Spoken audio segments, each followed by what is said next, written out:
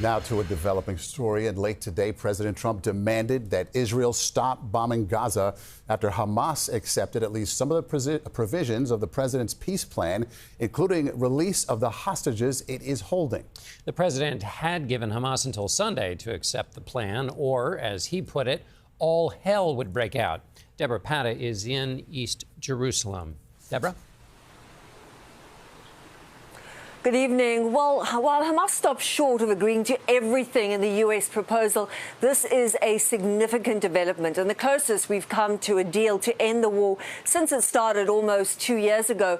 Hamas says it is willing to release all the remaining hostages, both living and dead, and that it will hand over power to an independent Palestinian body. Now, the language here is a little murky. It doesn't stipulate if Hamas agrees to the terms laid out in the U.S. plan, barring Hamas from controlling Gaza. The U.S. wants to establish what we'll call an interim international governing board headed by President Trump. There's also no mention of the offer of amnesty to Hamas, its potential exile from Gaza, and disarmament. Debora, what does the Israeli government have to say about all of this at this point? Well, we haven't heard anything from Israeli Prime Minister Benjamin Netanyahu.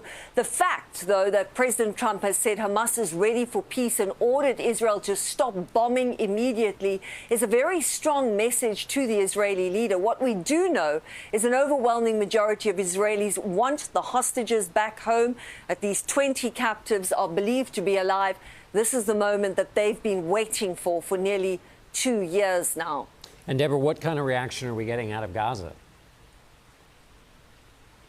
Well, Palestinians in Gaza have been desperate for this war to end. They're utterly exhausted, and Hamas has come under increasing pressure to make a deal that will stop the bloodshed. In the words of one Palestinian we spoke to tonight, it's time to put people before politics. Over 66,000 Palestinians have been killed, and we're hearing that in the past hour, the guns have gone silent in Gaza. Okay, Debora Patta tonight in East Jerusalem. Thank you. We go now to Washington, and Margaret Brennan, our chief foreign affairs correspondent and the moderator of Face the Nation. Margaret, we've heard now about from Deb about the reaction in the region. What are you hearing from the reaction in Washington? Well, John, there is some murkiness in these statements, as Debora mentioned, which is why it is so notable President Trump has said publicly he believes Hamas is ready for what he called lasting peace. He did press Netanyahu to stop the bombing in Gaza, he said, so the hostages can come out.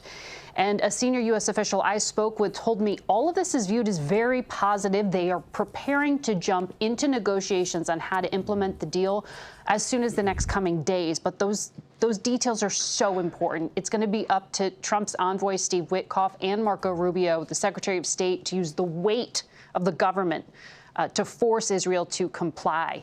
Another U.S. official indicated to me that a very first test of intent will be if those 20 living hostages do indeed come out within 72 hours. Israel has agreed, at least on paper, to release thousands of Palestinians.